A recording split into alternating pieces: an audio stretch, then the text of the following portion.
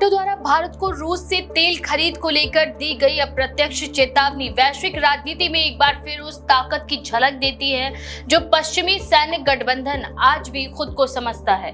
Ukraine युद्ध के 2 साल से ज्यादा हो चुके हैं और इस पूरे काल में भारत की रणनीतिक स्थिति लगातार चर्चा का विषय बनी रही।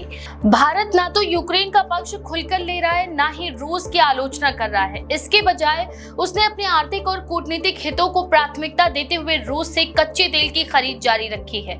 इससे पश्चिमी देशों को परेशानी तो है, लेकिन भारत की नीति स्पष्ट है, जो देश के हित में होगा वही किया जाएगा। नाटो के वरिष्ठ अधिकारी के द्वारा हाल ही में भारत के रुख पर दी गई टिप्पणी में ये कहा गया कि भारत को रूस के साथ अपने संबंधों पर पुनर्विचार करना चाहिए। ये भी कहा गया कि अगर भारत रूस से व्यापार करता है तो वह यूक्रेन युद्ध को अप्रत्यक्ष समर्थन देने के बराबर है। ये वक्तव्य भारत सरकार को सीधे तौर पर चुनौती तो नहीं देता, लेकिन परोक्ष रूप से ये संकेत जरूर देता है कि भारत की मौन सहमति भी पश्चिम को खल रही है। ऐसे समय में जब वैश्विक मंच पर शक्तियों के नए ध्रुव बन रहे हैं, भारत की स्वायत्त विदेश नीति पर इस तरह का दबाव एक और कूटनीतिक टकराव की शुरुआत हो सकती है। भारत सरकार की ओर से इस बयान पर कोई औपचारिक उत्तर नहीं आया है, लेकिन विदेश मंत्री एस जयशंकर अब तक की विदेश नीति और उनके पहले के वक्तव्यों से ये पूरी तरह स्पष्ट है कि भारत ऐसे दबावों को गंभीरता से नहीं लेता। जयशंकर बार बार इस बात पर जोर दे चुके हैं कि भारत की प्राथमिकताएं देश के अंदरूनी आर्थिक और सामरिक हितों से निर्धारित होंगी, ना कि किसी बाहरी दबाव से। उनके एक पुराने वक्तव्य में उन्होंने यूरोप को सीधे सीधे ये कहा था कि यूरोप को ये समझना होगा कि यूरोप की समस्याएं दुनिया की समस्याएं नहीं है। ये कहावत आज की परिस्थिति में और भी ज्यादा प्रासंगिक लगती है। भारत और रूस के संबंध केवल वर्तमान व्यापार तक सीमित नहीं है। ये संबंध ऐतिहासिक हैं। शीत युद्ध के दौर से लेकर आज तक रूस भारत का रणनीतिक साझेदार रहा है। चाहे रक्षा सौदे हो या अंतरिक्ष सहयोग, दोनों देशों के बीच लंबे समय से मजबूत साझेदारी रही है। रूस द्वारा रियायती दरों पर भारत को तेल बेचना भारत के लिए आर्थिक दृष्टि से लाभकारी है और इस व्यापार को लेकर भारत किसी और भी नैतिक दबाव में नहीं आना चाहता।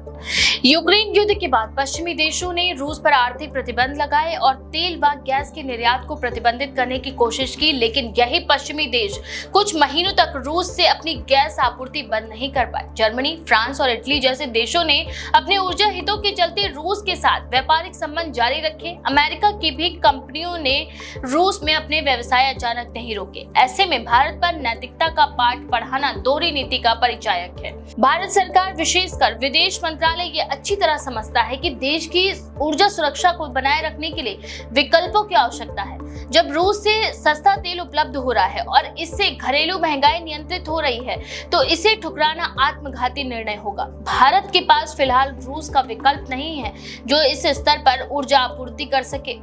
ये भी महत्वपूर्ण है कि वैश्विक मंच पर भारत की स्थिति लगातार मजबूत हो रही है। संयुक्त राष्ट्र, ब्रिक्स, G20 और SCO जैसे मंचों पर भारत की भूमिका बढ़ी है। भारत अब न केवल विकासशील देशों की आवाज बन रहा है, बल्कि वह दुनिया के कई देशों के लिए नीति निर्माण का प्रेरक स्रोत भी बन गया है।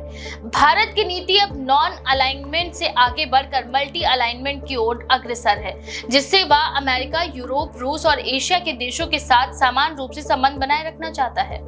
एस जयशंकर ने एक साक्षात्कार में कहा था कि भारत अब उन देशों में शामिल हो चुका है जो वैश्विक शक्ति संतुलन में निर्णायक भूमिका निभा रहे हैं। उन्होंने ये भी कहा था कि भारत को अब अपने हितों को स्पष्ट रूप से परिभाषित करना चाहिए और उन पर अडिग रहना चाहिए, चाहे वैश्विक प्रतिक्रिया कैसी भी हो।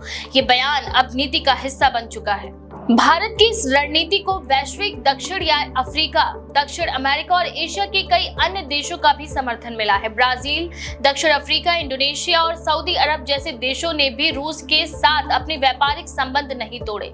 ये स्पष्ट करता है कि भारत अकेला ऐसा देश नहीं है जो रूस से संबंध बनाए हुए हैं, बल्कि वैश्विक दक्षिण की बड़ी आबादी रूस के साथ संतुलन बनाए रखने में विश्वास करती है। इसके विपरीत अमेरिका और नाटो ये नहीं चाहते कि भारत रूस के साथ इतने गहरे संबंध बनाए रखे। हालांकि अमेरिका भारत पर प्रत्यक्ष दबाव नहीं बनाता, लेकिन उसकी नीति में अस्पष्टता और रणनीतिक वैधता दिखती है। भारत को एक और क्वाड जैसी पहल में शामिल किया जाता है तो दूसरी ओर रूस के साथ उनके संबंधों को लेकर असहजता जताई जाती है। अमेरिका जानता है कि चीन के मुकाबले भारत की भूमिका एशिया में निर्णायक है और वह भारत को खोना नहीं चाहता।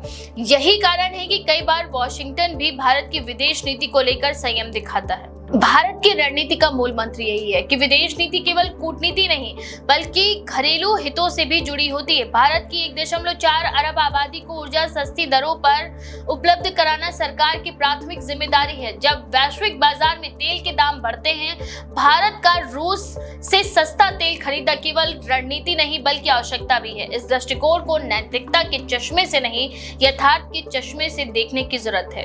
एस जयशंकर की शैली कूटनीतिक है लेकिन उसमें ठोस तर्क और आत्मविश्वास है। वे धमकियों का जवाब बयान से नहीं, नीति से देते हैं।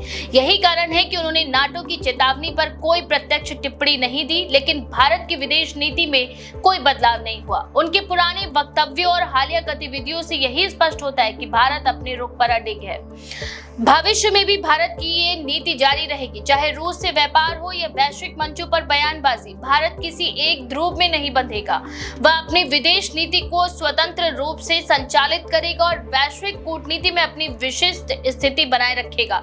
नाटो की चेतावनियां चाहे वे प्रत्यक्ष हों या परोक्ष, भारत को अपने रुख से हिलाने में असमर्थ रहेंगी। भारत अब वह देश नहीं रहा जो वैश्विक दबाव के आगे नीतियां बदले। ये वो भारत है जो अपना मार्ग स्वयं तय करता है। यह आत्मविश्वास केवल राजनीतिक नेतृत्व से नहीं बल्कि एक सशक्त और जागरूक जनमत से आता है जो जानता है कि देश का हित किसमें है। यही कारण है कि नाटो की चेतावनी पर भारत ने चुप्पी साधी, लेकिन ये चुप्पी कमजोरी नहीं, एक चतुर रणनीति है। इस बारे में आपका क्या विचार है? अपनी राय कमेंट में जरूर लिखें। ऐसी और भी खबरों के लिए देखते रहें द पेज 19।